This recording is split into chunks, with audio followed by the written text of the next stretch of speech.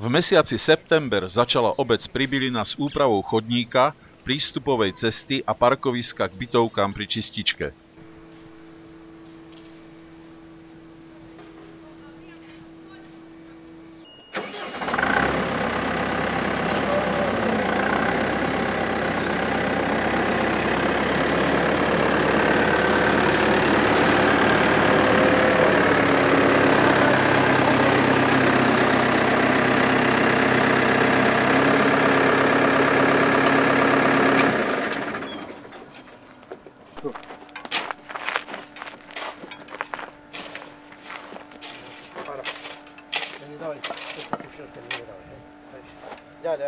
A skús, či nepotrebujem vyššie dať o jeden a ak tak sa prídu iný kúšik.